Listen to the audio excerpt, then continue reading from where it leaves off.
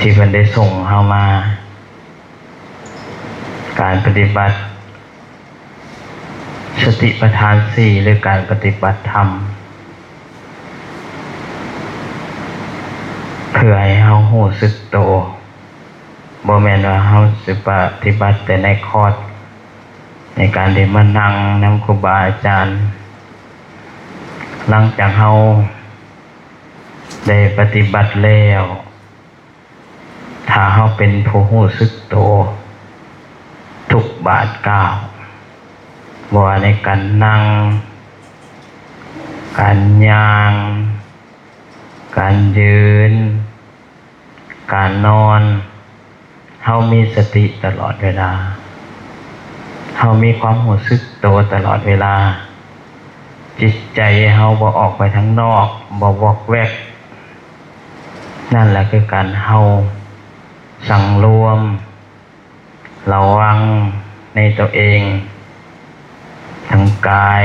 ทั้งวาจาทั้งใจมีสติในอายตนะที่เป็นตาหูดังลิ้น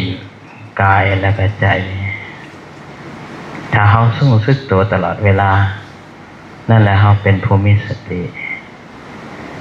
ครูบาอาจารย์ที่เพิ่นได้ประพฤติปฏิบัติครูบาอาจารย์แต่รุ่นก่อนๆเพิ่นก็อยากให้รุ่นหลังๆอย่างพวกเขานี่ได้เข้าใจแก่นแท้ของพระพุทธศาสนาเมื่อเฮาได้เรียนภาคทฤษฎีเพิ่นก็อยากให้เฮาได้ปฏิบัติอย่างจริงจังให้เอาใจใส่ในชีวิตของตัวเองเพื่อบ่ให้เฮาขาดสติเนี่ยแต่พระพุทธเจ้าก่อนเพิ่นปรินิพพาน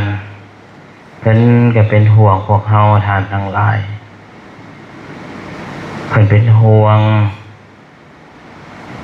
ก่อนเพิ่นสิปรินิพพานเพิ่นก็ได้ตรัสถามสาวกผู้ติดตามเพิ่นไปว่าทำข้อใด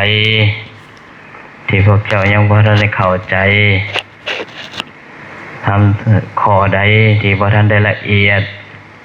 ให้ตัดถามเพิ่นสิได้ตอบให้คือความมีพระมหากรุณาธิคุณของพระพุทธเจ้าที่เพิ่นอยากให้พุทธบริษัททั้งหลายพ้นจากทุกข์แท้จริงถ้าของใจในข้อใดก็สามารถตัดถามเพิ่นแล้วก็สุดท้ายเพิ่นก็ให้เฮาบ่ประมาทนี่นะบ่ประมาทว่าเฮาเกิดมาแล้วเฮามีชีวิตก็ถือว่าเป็นสิ่งที่ประเสริฐเฮาได้เกิดมาเป็นมนุษย์นี่ก็เป็นสิ่งที่ประเสริฐยังดีกว่าเฮาไปเกิดเป็นสัตว์เดรัจฉานดีกว่าเฮาไปเกิดเป็นเปรตเป็นอสุรกายทั้งหลายดังนั้นความโชคดีของเฮานี่ได้เกิดเป็นมนุษย์เนี่ยเฮาใช้ความโชคดีที่เฮาเป็นมนุษย์เนี่ยค้นขวายคุณงามความดีค้นขวายในการประพฤติปฏิบัติพ่อแม่ครูบาอาจารย์ทุกองค์ผู้เพิ่นปฏิบัติแล้วเพิ่นเข้าใจแล้วเพิ่นก็อยากให้ลูกศิษย์ลูกหาทั้งหลายได้เข้าใจได้ศึกษาเพื่อพระพุทธเจ้าองค์หนึ่งที่ได้มาตรัสรู้กับบ่แม่นของง่ายถือว่าเป็นสิ่งที่หาได้ยาก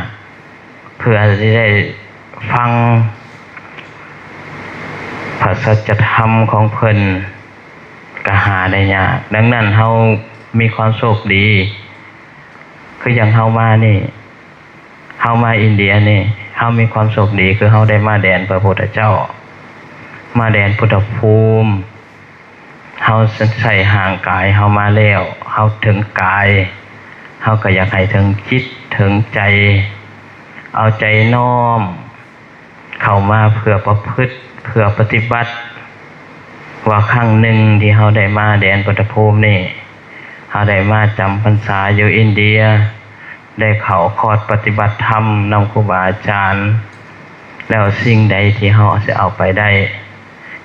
คือครูบาอาจารย์เพิ่นสอนสติปัฏฐาน4สิ่งที่เอาไปได้ก็คือความรู้สึกตัวทั่วพร้อมบ้านเฮาว่าหูเมื่อคิงถ้าเฮาเป็นผู้มีสติตลอดเวลานั่นแหละถึงว่าเฮาเป็นผู้บ่ประมาทตลอดเวลาการมีสติในการนั่งในการนอนในการย่างในการก้าวทุกอย่างถ้าเฮามีสติแล้วเฮาสิเป็นผู้มีความสำรวม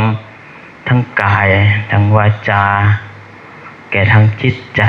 เฮาสิมีเป็นผู้มีความสำรวมเป็นผู้มีความรู้สึกตัวว่าสิ่งใดที่มีประโยชน์ต่อเฮาต่อคนอื่นโดยเฉพาะมีประโยชน์แก่ตนเองเพื่อจะให้เฮาเองเป็นคนมีความสำรวมทางกายและวาจาและก็ใจเนี่ยคือการที่เฮามาฝึกให้มีสติถ้าเฮาเป็นผู้มีสติแล้วเฮาสิอยู่ไสเฮาสิอยู่บ่อนใดก็แล้วแต่เฮาจะเป็นคนมีความบ่ประมาทถึงพร้อมด้วยความบ่ประมาทดังนั้นการที่เฮาได้มาร่วมโครงการของครูบาอาจารย์ถ้าเฮามีความตั้งใจประพฤติปฏิบัติประโยชน์นั่นมันก็เกิดขึ้นกับเฮาประโยชน์นั่นบ่ได้เกิดขึ้นกับคนอื่นดอกมันเป็นประโยชน์มันเกิดขึ้นกับเฮาดังนั้นครูบาอาจารย์เพิ่นจังเน้นว่าเฮามาประพฤติ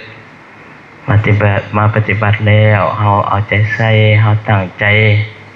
ในการประพฤติปฏิบัติเป็นอย่างดีเฮาก็สิได้ประโยชน์ในการที่เข้าร่วมโครงการ100เต็ม100เฮาบ่ปล่อยเวลาในการเฮามานี่ให้เขาปฏิบัตินี่ให้เสียประโยชน์ไปดังนั้นถ้าเฮาปฏิบัติตามครูบาอาจารย์บ่เข้าใจบ่ใดเฮาปฏิบัติไปแล้วยังติดยังคายังของยังคัดฮอดมื้อสุดท้ายหรือว่ามื้อถามตอบอยู่วัดลาวเฮาก็สิได้ถามครูบาอาจารย์โดยสภาวะธรรมของตนเองเฮาปฏิบัติไปเฮาก็สิได้สภาวะของเฮาโดยที่ว่าเฮาบ่ได้ไปคิดตามคนอื่นโดยที่เกิดขึ้นกับเจ้าของเองถ้าเฮาบ่ตั้งใจประพฤติบ่ตั้งใจปฏิบัติภาวะธรรมก็สิบ่เกิดแก่เฮาก็สิบ่เข้าใจหยังเฮาสักแต่ว่าได้มาได้ร่วมแต่ว่าประโยชน์ที่ได้รับเฮาก็สิได้น้อยก็คือเสียประโยชน์เสียเวลาในการเข้าประพฤติในการเข้าปฏิบัติดังนั้นถ้าเฮาได้ปฏิบัติแล้วเฮารู้สึกตัวคืออาจารย์แดงเพิ่นก็สอนกรรมฐานขน้อยก็ได้เรียนนำเพิ่นว่าใช้โปรแกรมจอบซ้อมจอบเบิ่งซ้อมเบิ่งว่าจิตเฮานี่มันอยู่กับเนื้อกับตัวเฮาส่ำใดจิตเฮานี่มันปอกแวกส่ำใด